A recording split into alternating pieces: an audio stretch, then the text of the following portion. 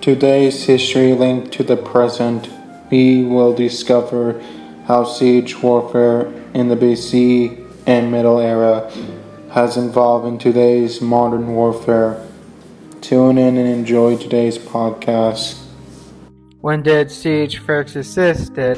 That we do know where or when the location of the siege went, but we do know the methods and the location of the first siege. Throughout time, ancient civilizations who have acknowledged the idea of sieging, from genius tacticians, generals, or strategists, from ancient Near East, ancient Greek, and ancient Rome, have given different thoughts about the ideas of sieging for their own defense, for their castles or fortifications from attackers.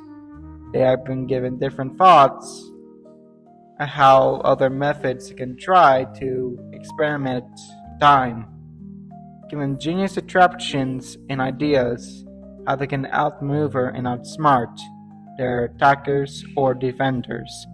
The first siege was generally considered to be documented located in the siege of Megiddo.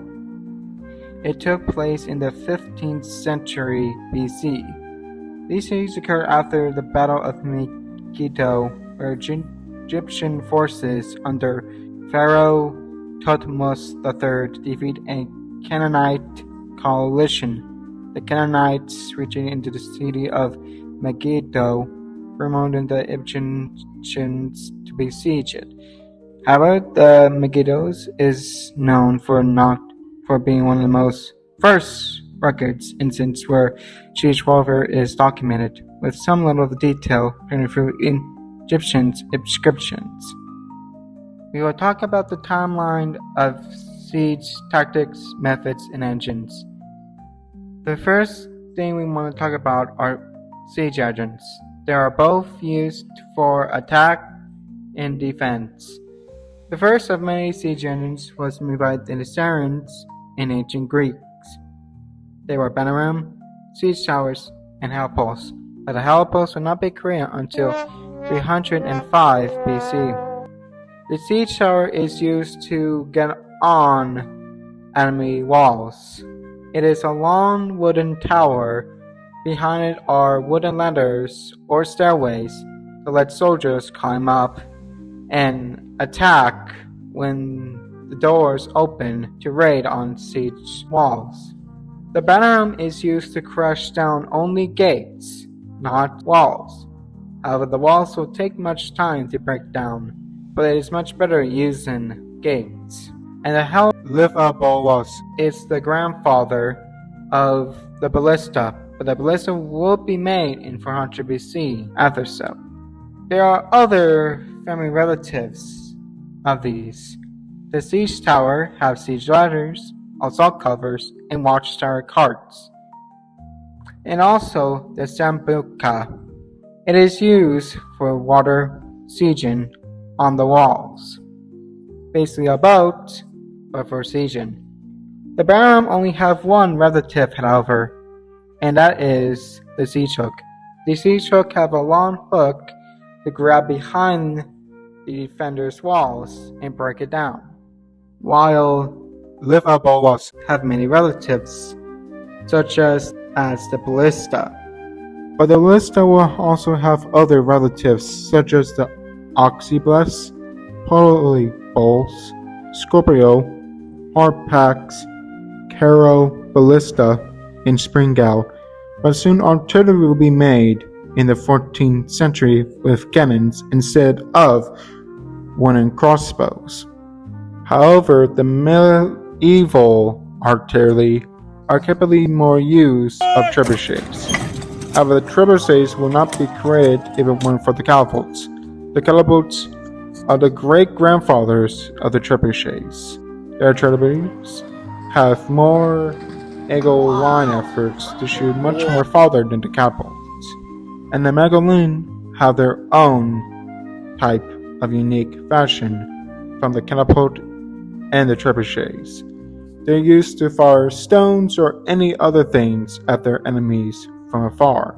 However, there are other creative and outstanding use of siege engines made from others in the famous era. They are not commonly known for in games or other historical facts. However, they are make much as commonly used in siege warfare in other different times. They are different, but they are powerful, such as Greek fire, the flamethrower of Leontes from the 5th CBC, Claw of Archimedes, Caltrap, Hertard, Tremovalation, expelling Millwall from Siege of Edgar, 1552, the Plague, or commonly known as the Black Death, and Archimedes' Heat Ray. Any other siege weapons or siege engines can be used for sieging and defense. Now we discuss over how siege engines and weapons were born and used and what capabilities they have.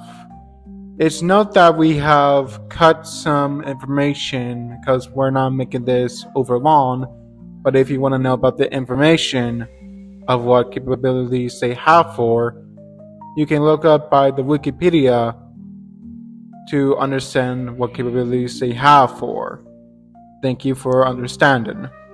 Now we will talk about siege tactics. For this way, we only talk about the tactics they use to attack with. Since methods I like to discuss as defense. Some tactics are used rightfully at great times and some are not. Some work and some do not work. It's interesting to understand some of these tactics may backfire because the enemies know about the tactics. But these tactics make the backbone of how siege warfare was born. How tactics are commonly used is how there are known strategies for it. The most known and famous strategy is to starve out the army or to have no contact with their armies or allies' carriages to reveal their armor, weapons, arrows, or more importantly, food and water. Which this tactic is called encirclement and adoration, which is used for many ancient warfare tactics. The ways of this tactic can be used for surrounding the object, starving, and by breaking morale by attacking villages or robbing their resources, since defenders have no choice to look out the window while their family members are being sieged by the attackers. But also commonly known what they can do is throw humiliating objects with their trebuchets, or known commonly their diseases, to put it simple, or other things they use in war.